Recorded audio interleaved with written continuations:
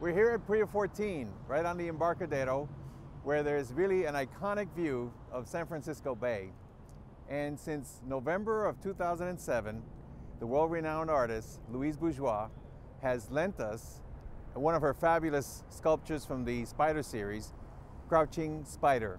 In a couple of weeks, at the end of April, this wonderful sculpture will be going away, and to sort of commemorate and understand what was the importance of this sculpture in San Francisco is Jill Manton, the Director of Public Art. So Jill, we're getting ready to say goodbye to Louise Bourgeois. I know, it breaks my heart.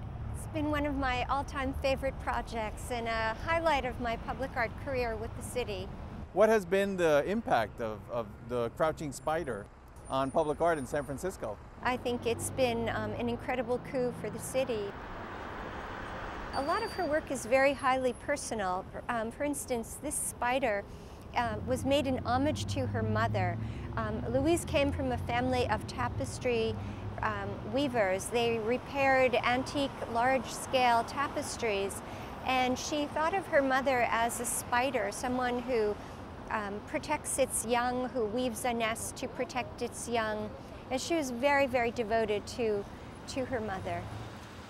And I think it's gotten the public excited about temporary public art. People pay attention to their environment. They wonder what's going to pop up where next.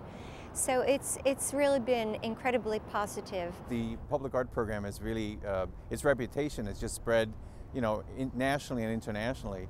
So what do you think is sort of been the effect or the utility of having a temporary public art program for you? I think with the temporary artwork, everyone is sort of willing to take a chance.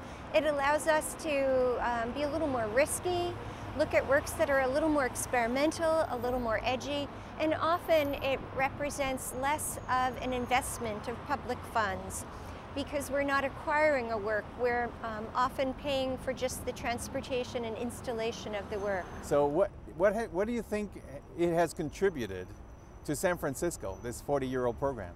Well, we've contributed more than 1,000 artworks to the city. You can find artworks in practically every public facility. I jokingly say from A to Z, but from the airport to the zoo, you will find the mark of the Arts Commission. The 2% for Art program applies to practically every city department. There are some exemptions.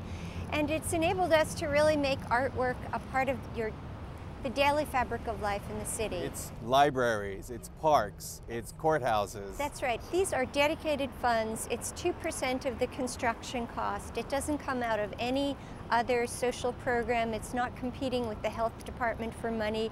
If we didn't spend the 2% for art, it would just be part of the architecture budget. Now, of course, we're here at the Embarcadero, but this program touches every neighborhood in the city. So what could be other examples of other neighborhoods? Recently, right before Thanksgiving, we made headlines in the Chronicle when we installed Language of the Birds, a very exciting, unusual, unique project by Brian Goggin and Dorka Keene at the intersection of Broadway and Columbus and North Beach.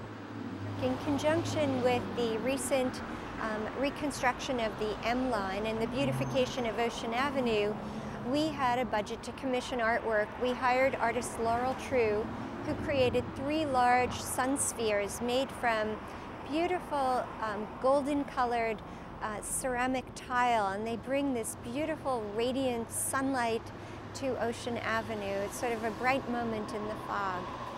One of the things that clearly helps to make San Francisco a destination is its reputation as an art center. And how does the public art program contribute to that? Well, it contributes to the vibrancy of our city. It reflects our cultural heritage, our cultural diversity. It tells the story of our history of the city, where it enables us to create a cultural legacy for generations to come. The public art component is an absolutely vital and essential part of the city's art scene. And in addition, it really conveys an important message that providing public art, free, accessible public art 24/7 is an essential city service.